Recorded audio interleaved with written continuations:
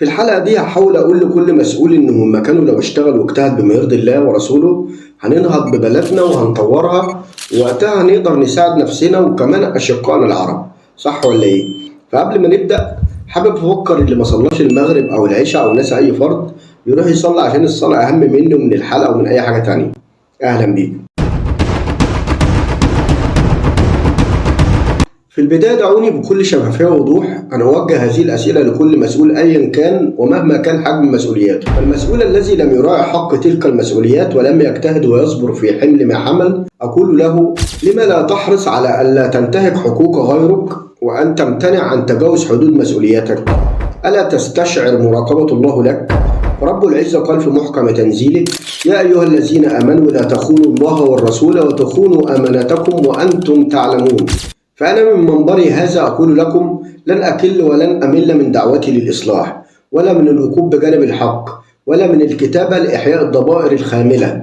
وأدعو كل من قصر بواجبه ودوره في موقع المسؤولية فليتنحى جانبا ويترك الأمانة لأصحاب الأمانة، فلا يمكن تعليل السلوك الرديء إلا بخلل قيمي عميق.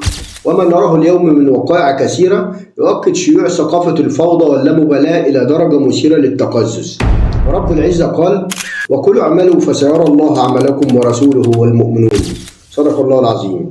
ففي الفترة الأخيرة مصر قد تكون تتعرض لحصار خارجي مباشر، وده بالتأكيد يعني، ولكن الحصار الداخلي من الفاسدين أعنف وأصعب. الذي لا يستطيع تحمل مسؤوليات وصون كرامة الناس يجب عليه التنحي، لأنه يحاصر الدولة بتقليل قيمتها وتاريخها العريق بجانب أشقائها، ويحاصرها بالفساد والجهل والأمراض والرجوع إلى الخلف، وهذا عكس ما تسير في اتجاهه الدولة المصرية. فالمسؤولية أمانة، وعدم تأديتها والقيام بها حق القيام خيانة، وهي يوم القيامة خزي وندامة. ومن هذا المنطلق أدعو كل مسؤول أن يقوم بواجباته، لأن المسؤوليات تعد حجر أساسي لبناء الأمة الناهضة. وبطبيعة الحال فأغلب المسؤوليات ينص القانون على متابعتها ويحرص على مراقبة أدائها، لكن ما جدوى وجود القانون من دون تنفيذه وتسجيل مقتضياته؟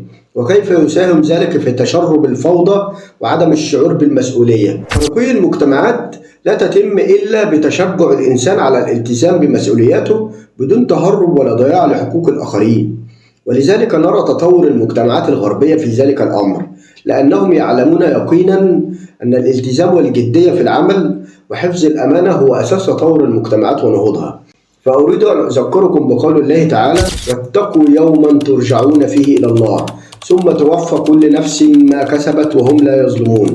أما عن العرب والمسلمين حابب أقول لهم كلمة يمكن توصل وتصحي الضمائر النايمة كنوم أصحاب الكهف: أيها العرب، اتركوا لنا فيكم بقية، نسعى ونرغب ونجدد الطلب فيكم يا عرب، تفضلوا علينا بالمزية.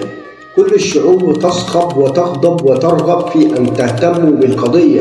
العواصف تكشف عورة عروبتنا، فنزيف فلسطين يفور دما صبحا وعشية. فهلا أوقفتم النزيف وكففتم عنا الرزية؟ فأنتم الأصل وأنتم الفصل وأنتم الحمية. فهلا داوينا وحدتنا والتحقنا بالقوم العلية؟ فقد اكتوينا في بليتنا وبلغت منا الأسية. أيها العرب لا للعجب، هيا نهضوا كما نهض الأجداد فحموا البلاد والعباد ونالوا في التاريخ الهنية. فهبوا شديدا يدفع عنا الأذية، يموت الحر ولا يرضى لقومه الرزية. هذه أمتنا تمزقت أوصالها في قضيتنا الجلية. هذه أمتنا تعددت خصالها فلما البلية. هذه أمتنا تعلقت بها آمالنا في استعادة المزية. هذه أمتنا بصحوتها بقية فتية. هذه أمتنا بوحدتها حاضرة قوية. ألا فحرروا مصر خير البرية؟